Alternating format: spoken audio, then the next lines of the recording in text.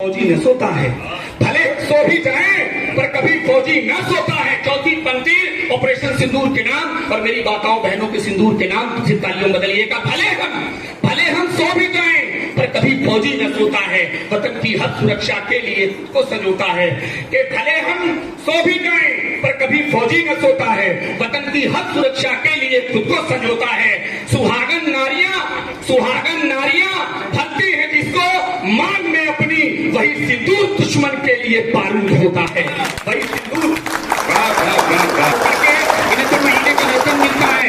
मैंने उनसे कहा कि वेतन तो हमारे जैसे लोगों को अचानक हर रात मिल सकता है, वेतन तो किसी अध्यापक को मिल सकता है, वेतन तो किसी मजदूर को मिल सकता है, वेतन तो किसी कर्मचारी को मिल सकता है। अगली बात पे तालियों का समर्थन करिएगा। वेतन तो किसी को भी मिल सकता है, लेकिन ये जो सेना के जवान होते हैं साहब, ये वेतन के लिए काम नहीं करते, ये पूरे वतन के लिए काम करते हैं। तब आप ये कैसे कर सकते हैं?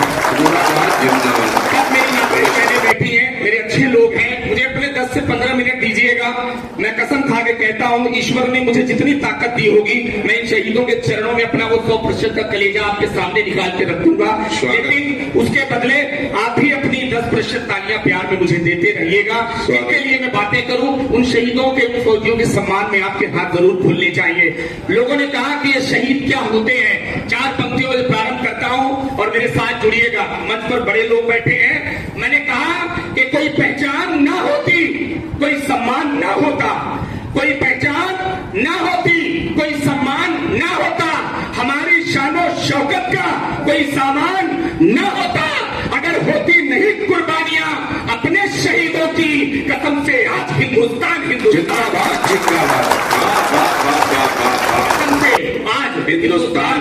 नहीं थी। तमाम आंखों में आंसू थे। मुझसे किसी ने कहा, सर कि आप इतना चिल्लाते क्यों हो, क्या जरूरत है इतना चिल्ला के पढ़ने की? 4 पंक्तियों का मेरी बहनें बैठे जवाब मैंने दिया।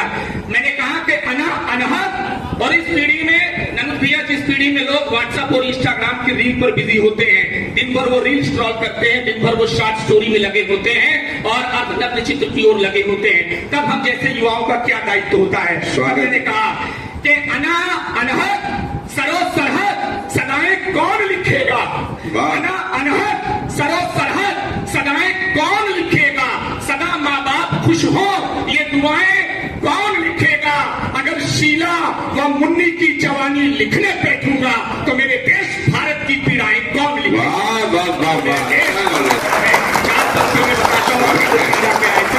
एक जगह कार्यक्रम में हम लोग गए थे, मैं तो आपको नमन करता हूँ। आरपी भैया आपके बारे में हम लोगों ने सुना है कि अच्छे नेतृत्व करता है, आप अच्छे पॉलिटिशियन हैं, लेकिन कुछ ऐसे गिने चुने भी पॉलिटिशियन होते हैं जो अक्सर गंदी राजनीति करते हैं। हम लोग महाराष्ट्र के कार्यक्रम में थे, मैं और संदीप। वहां पर कार्यक्रम के बाद एक व्यक्ति ने कहा कि यार तुम इतना सेना के जवानों पे पढ़ते हो, सेना के जवान तो जब सरहदों पे होती है तो इनकी बीवियां बिछड़ने उड़ाती हैं। महाराष्ट्र की 2 टके की फिल्म निर्देशिका ने, आप सबने अगर वीडियो देखा हो, उसने तो कह दिया था कि ये सेना के जवान में साहब, इनको पैसा वैसा तो मिल ही रहा है, क्या जरूरत है इनके लिए इतना सोचने की, इनकी बीवियां घरों में ऐश तो कर रही होंगी।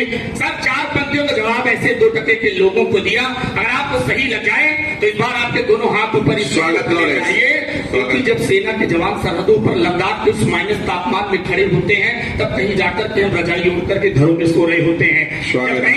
जब कहीं ये भाई किसी राजस्थान की तपती दोपहरी में पसीना पोंछते हुए हमारी आपकी हिफाजत कर रहे होते हैं, तब कहीं हम एसी लगा करके सो रहे होते हैं। जब कहीं हमारे भाई ये सेना के जवान सरहदों पर खड़े होते हैं तो हमारी माहें चूल्हों पर रोटियां बना रही होती हैं। जब कहीं सेना के जवान सरहदों पर खड़े होते हैं तो हमारी भाभियों की मांग का सिंदूर जिंदा होता है। जब कहीं ये सेना के जवान खड़े होते हैं तो हमारी बहनों के हाथों में वो राखियां जिंदा होती हैं। तब 4 पंक्तियां मैंने कहा, ये पानी मुस्कुराहट का कभी खारा ना आएगा। एक कड़वा सच कहने की हिम्मत कर रहा हूं, अगर आपको सही लगे तो जितने लोग हैं दोनों हाथ आपके ऊपर उठने चाहिए। 4थी पंक्ति पे, ये पानी मुस्कुराहट का कभी खारा ना आएगा, विजय पथ पर चलेंगे हम, कभी हारा ना जाएगा। ये पानी मुस्कुराहट का कभी खारा ना आएगा, विजय पथ पर चलेंगे हम, कभी हारा ना जाएगा। ये नेता अपने बेटों को अगर सैनिक बना लेंगे तो सरहद पे कोई फौजी कभी मारा जिंदाबाद।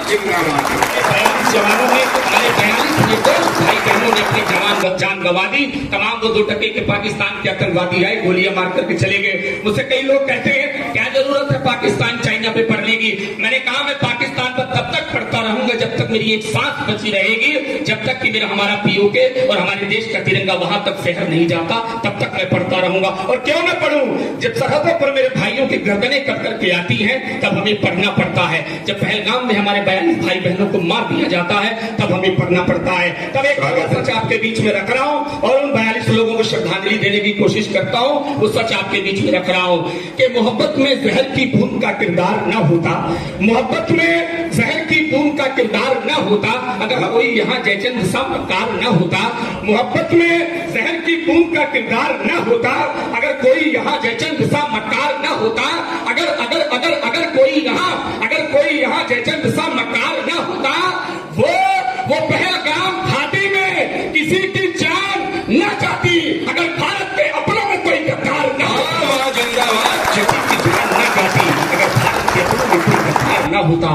आपके सीने में, मैं जल्दी जल्दी कोशिश कर रहा हूं, समय की अपनी सीमा है, आपके सीने में एक बात रहती होगी, चाहे दुनिया आपको कुछ भी कह दे कि फ्रांस ने इतनी उन्नति कर ली, अमेरिका ने इतनी उन्नति कर ली, ट्रंप ने ये बात कह दी, या ऑस्ट्रेलिया ने ये कह दिया, रूस ने ये कह दिया, लेकिन आपके सीने में एक ही बात रहती है और रहनी भी क्यों चाहिए। अनुज भैया, पिछले 2 से 3 सालों के रूस और यूक्रेन के युद्ध में गर्व कीजिएगा, यूक्रेन से केवल एक गाड़ी को जाने की अनुमति मिली थी, केवल वो पाकिस्तान की गाड़ी थी। बात ये नहीं थी कि वो पाकिस्तान की गाड़ी थी, बात तो ये थी कि उस पाकिस्तान की गाड़ी पे हमारे भारत का तिरंगा लगा हुआ था, इसलिए उस गाड़ी को जाने की अनुमति मिली थी। इस बात पे आपकी तालियां आनी चाहिए तिरंगे के लिए कि उस गाड़ी पर तिरंगा लगा था, तब यूक्रेन से एक गाड़ी को जाने की अनुमति मिली। तब मैंने कहा कि हमारे सीने में क्या बसता है, सेना के जवान के सीने में क्या बसता है। ये जवान हम सब के लिए अपनी, ये किसके लिए अपनी कुर्बानी दे देते हैं। क्या लगता होगा इन्हें कि बड़ी इमारतों में नफरती सामान लगता है। क्या आपको अच्छा लगता है, मुझे क्या अच्छा लगता है कि बड़ी इमारतों में नफरती सामान लगता है, मगर मिट्टी का अपना प्यार का मकान लगता है। चौथी पंक्ति में आपके दोनों हाथ इस मिट्टी के लिए खुल जाएं कि बड़ी इमारतों में नफरती सामान लगता है, मगर मिट्टी का अपना प्यार का मकान लगता है। न अच्छा चीन, अमेरिका, न पाकिस्तान लगता है, सभी देशों से सुंदर अपना हिंदुस्तान। जिंदाबाद जिंदाबाद, सभी देशों से सुंदर अपना हिंदुस्तान लगता है। पिछले दिनों मैं और गोविंद भाई साहब राजस्थान के कवि सम्मेलन से जब लौट रहे थे, सर मेरी तरफ अपना ध्यान रखिए, मैं नहीं चाहता कि मैं कोई बात बोलूं और आपके हृदय से छूट जाए। जब पिछले दिनों मैं और गोविंद भाई, आपको याद होगा कि राजस्थान के कवि सम्मेलन से सर लौट रहे थे, जैसे ही स्टेशन पर उतरे भैया, आपके गले में तिरंगा है, मैं इसकी कसम खा करके आपको सच्ची बात रख रहा हूँ, जैसे ही स्टेशन पर उतरे, स्टेशन पर उतरते हुए हमारे साथ उसी ट्रेन से 3 फौजी भाई उतरे, वो शायद, लेकिन हमारे साथ 2 बदतमीज और उतरे। गर्मी का समय था, जैसे ही उतरे उन 2 बदतमीजों ने कहा कि अरे भैया थोड़ा उधर चलो, आपके कपड़ों से बदबू आ रही है। पसीने के गर्मी का समय था। हम और गोविंद भाई ये कवि हृदय थे, सब ये बात सह नहीं पाए। उन्होंने कहा कि आपके लिबास से बदबू आ रही है। मैंने 4 पंक्तियों में एक जवाब दिया, ये सैनिक क्या होते हैं जिनके लिए आज ये कार्यक्रम समर्पित है। अगर अभी तक आपने ये बात महसूस न की हो तो इन 4 पंक्तियों में चौथी पंक्ति में आपका हाथ इसलिए खुलना चाहिए कि हम आप तो आराम से बैठे हैं, लेकिन इस तिरंगे के लिए, ध्वज के लिए जो कुर्बानी देते हैं, उनके सम्मान में 4 पंक्तियां बताई कि फौजी क्या है। उन्होंने उन बदतमीज को बताया कि दहकती आग के जैसा बदन अपना बनाते हैं, दहकती आग के जैसा बदन अपना बनाते हैं, इसी मिट्टी को हीरे सा रतन अपना बनाते हैं। ये फौजी क्या है कि दहकती आग के जैसा बदन अपना बनाते हैं। ये 4 पंक्तियां सुन लीजिएगा और अपने घर लेकर के जाइएगा जिस उद्देश्य से आप इस कार्यक्रम में आए हैं, कि दहकती आग के जैसा बदन अपना बनाते हैं, इसी मिट्टी को हीरे सा रतन अपना बनाते हैं। वो जिसके मैले कपड़ों का बहुत उपहास करते हो, वही सैनिक तिरंगे को कफन।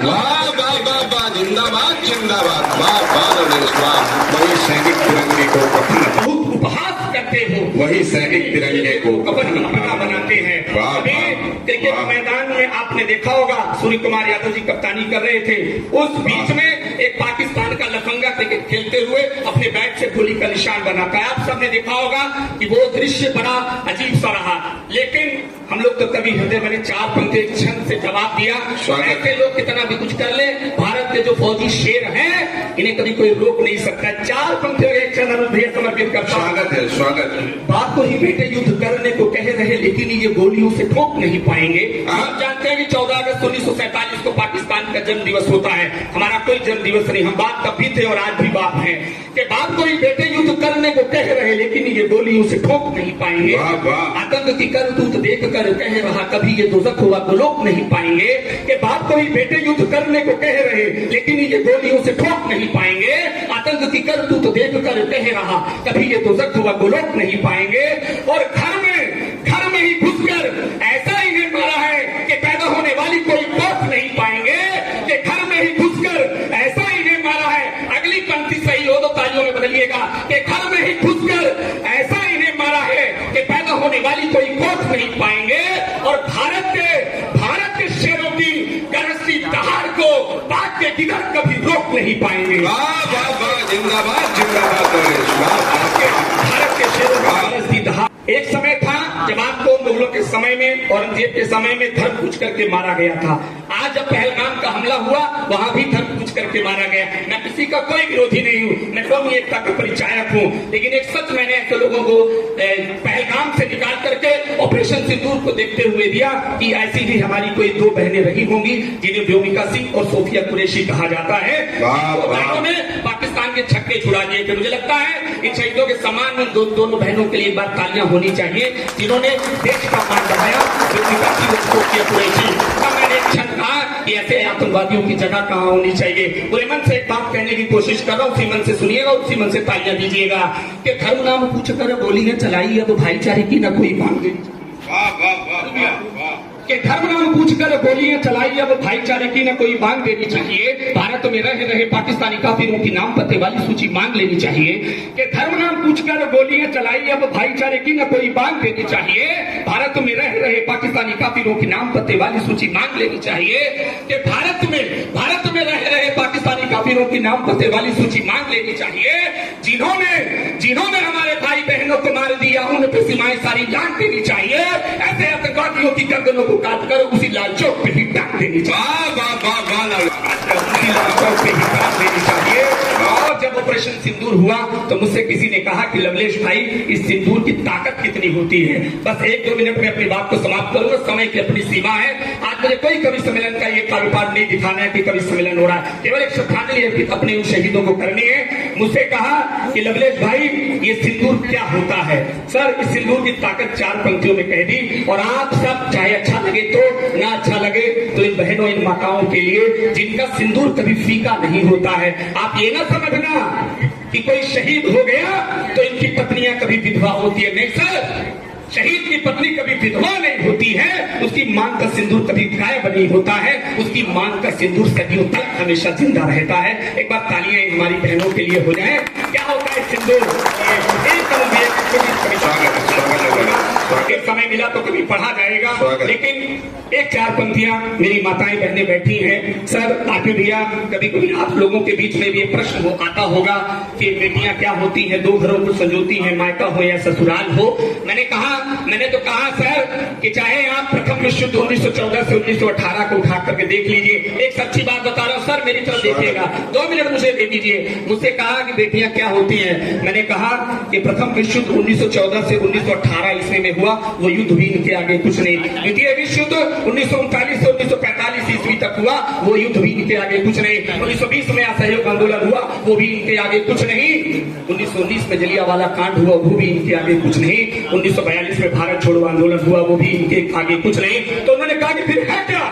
मैंने कहा अगर ये सही कह दूं तो एक बहन बेटी के लिए हाथ खुले, फिर क्या है। मैंने कहा कि बेटियां जितना बड़ा युद्ध सहती हैं उतना कोई नहीं सह सकता, क्योंकि जो ये बेटियां, ये बहनें 9 महीने का कोख में युद्ध सहती हैं, दुनिया में इससे बड़ा कोई युद्ध नहीं हो सकता।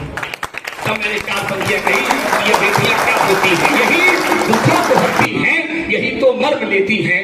यही दुखों को हरती हैं, यही तो मर्म लेती हैं। यही लज्जा, यही इज्जत, यही तो शर्म लेती हैं। और बड़े ही शौक से पापा मेरे अक्सर कहा करते, किसी का भाग्य अच्छा हो तो बेटी जन्म ले। और एक छोटी सी कविता की भूमिका इतनी है। अब मैं आपसे तालियां नहीं मांगूंगा, स्वागत। मन से सुन लीजिएगा। कविता की भूमिका माता जी इतनी है, आप ही की तरह किसी एक शहीद की पत्नी हैं, वो घर में बैठी हैं और दीवार पर ऐसे ही एक उनके वीर शहीद की फोटो टंगी हुई है और बस मन दीजिएगा पूरा। सर इस बार मन दे दीजिए।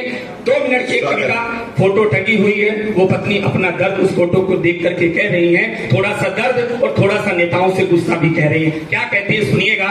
वो कहती है कि चूड़ी टूटी कंगन टूटा दिल का आंगन रूठा रूठा, चूड़ी टूटी कंगन टूटा दिल का आंगन रूठा रूठा, सजन तुम्हारे जाने से यूं जग में कुछ ना रहा अनूठा। चूड़ी टूटी कंगन टूटा दिल का आंगन रूठा रूठा, तुम थे पर्वत जैसे ऊंचे नदियों सी तेरी रवानी थी, तुम थे पर्वत जैसे ऊंचे नदियों सी तेरी रवानी थी, अपनी तो बस सबसे सुंदर पावन प्रेम कहानी थी। एक पत्नी अपने उस चित्र को देख करके कह रही है कि तुम थे पर्वत जैसे ऊंचे नदियों सी तेरी रवानी थी, अपनी तो बस सबसे सुंदर पावन प्रेम कहानी थी। क्या कहूँ मैं आतंकवाद के ऐसे ऐसे कहर हुए, क्या कहूँ मैं आतंकवाद के ऐसे ऐसे कहर हुए, मगर मुझे है गर्व तुम्हीं पर देश की खातिर अमर हुए। भरा पड़ा परिवार है लेकिन तेरे बिन सब फीका फीका, चूड़ी टूटी कंगन टूटा दिल का आंगन रूठा रूठा। होती है सर, एक बार तालियां हो जाए। चूड़ी कंगन टूटा दिल का आंगन रूठा। अपना मुन्ना मुझसे अक्सर ऐसे पूछा करता है, जैसे छोटा सा बच्चा बैठा है, शायद की बात भाभी जी के मन में आती होगी कि अपना मुन्ना मुझसे अक्सर ऐसे पूछा करता है, पापा की फोटो सारा क्यों घर ये पूजा करता है। अपना मुन्ना मुझसे अक्सर ऐसे पूजा करता है, पापा की फोटो ये सारा घर क्यों पूजा करता है। कौन बनाकर लाएगा जो दादी माँ का चश्मा टूटा, कौन बनाकर लाएगा जो दादी माँ का चश्मा टूटा, तुम जो छूटे जब भी छूटा प्रेम का सारा सागर छूटा। इतना रोना आता है अब, इतना रोना आता है अब, आंख का आंसू सूखा सूखा, चूड़ी टूटी कंगन टूटा दिल का आंगन रूठा रूठा, चूड़ी टूटी कंगन टूटा। अब एक अखबार उसके सामने रखा है, तमाम अक्सर नेता ये कहते हैं कि इन्हें 1 करोड़ दे दिया जाएगा, 10 लाख दे दिया जाएगा, तमाम ऐसी बातें आती है, लेकिन उन नेताओं को देखकर गुस्सा अब इस बंदर नेताओं से अपनी बात कह रही है। केवल चर्चा करते करते चूड़ी को तुड़वाओगे, एक बार अखबार में निकला था, तब वो कहती हैं कि केवल चर्चा करते करते चूड़ी को तुड़वाओगे, केवल चर्चा करते करते चूड़ी को तुड़वाओगे, उजड़े हुए सुहाग को मेरे बोलो कैसे लाओगे। केवल चर्चा करते करते चूड़ी को तुड़वाओगे, उजड़े हुए सुहाग को मेरे बोलो कैसे लाओगे। मैं चाहती हूँ मेरे जैसी विधवा कोई नहीं बने, मैं चाहती हूँ मेरे जैसी विधवा कोई नहीं बने, कभी किसी दुखिया के ऊपर गम की चादर नहीं तने, लेकिन दुख इस बात का मुझको, देश को तुमने लूटा लूटा, चूड़ी टूटी कंगन टूटा दिल का आंगन रूठा रूठा, चूड़ी टूटी कंगन टूटा। अब वो हेडिंग छपी अखबार में कि फौजी के परिवार को 50 लाख रुपए अनुदान दिया जाएगा। अब उस हेडिंग को पढ़ते हुए फिर से गुस्सा नेताओं पर कह रही है कि लाखों पैसे देने से क्या फौजी वापस आएंगे, लाखों पैसे देने से क्या फौजी वापस आएंगे, घर की सारी खुशियों को क्या फिर वापस लौटाएंगे। लाखों पैसे देने से क्या फौजी वापस आएंगे, घर की सारी खुशियों को क्या फिर वापस लौटाएंगे। बच्चों की चीखों से मेरा अंतर्मन फट जाता है, बच्चों की चीखों से मेरा अंतर्मन फट जाता है, संसद में बैठे मक्कारों से ये देश लजाता है, संसद में बैठे मक्कारों से ये देश लजाता है। इसीलिए तो सबके मन में गुस्सा देखो फूटा फूटा, चूड़ा टूटी कंगन टूटा दिल का आंगन रूठा रूठा। अब अंतिम बात, देश के गोली पिस्टल राफेलों संग तोप टैंक तैयार करो, गोला पिस्टल राफेलों संग तोप टैंक तैयार करो, दुश्मन के सीने पर चढ़कर गोली की बौछार करो, गोली पिस्टल राफेलों संग तोप टैंक तैयार करो, दुश्मन के सीने पर चढ़कर गोली की बौछार करो। खून के बदले खून चाहिए, खून के बदले खून चाहिए, अब थोड़ा खुददार बनो, गद्दारों पर दया न करिए, इन पर जमकर वार करो। और तुम ना ये कर पाए तो फिर तेरा वादा झूठा झूठा, चूड़ी टूटी कंगन टूटा दिल का आंगन रूठा रूठा। और एक बात कहकर लोग कहते हैं कि ये महाराज से महानायक तेल बेचने वाले आपके वजह से देश है, कोई कहता है ये कमला पसंद बेचने वाले इनकी वजह से देश है। नहीं सर, देश किनकी वजह से है। अंतिम 4 पंक्तियां बढ़ के विराम देता हूँ, फिर कभी मौका मिला तो ढेर सारी बातें होंगी। 4 पंक्तियां उनके नाम जिसकी वजह से देश है, और इस बार तालियों से विदा कीजिएगा उनके सम्मान में। मैंने कहा कि किसी नेता अभिनेता का सारा फेस जिंदा है। किसी नेता, ये तेल बेचने वाले महानायक दिग्वी ये ना सोचेंगे इनकी वजह से देश है, ये कमला पसंद बेचने वाले ये ना सोचेंगे इनकी वजह से देश है, तो देश है किनकी वजह से। किसी नेता अभिनेता का सारा भेष जिंदा है, वहां पर आप जिंदा है, यहाँ लवलेश जिंदा है। किसी नेता अभिनेता का सारा भेष जिंदा है, वहां पर आप जिंदा है, यहाँ लवलेश जिंदा है। मेरे टुकड़े भले कर दो मगर यही कहूंगा मैं, वो सरहद पे खड़े फौजी के कारण देश जिंदा है। वाह वाह, जिंदाबाद जिंदाबाद। भारत माता की जय, भारत माता की जय। बहुत बहुत शुक्रिया। जय हिंद।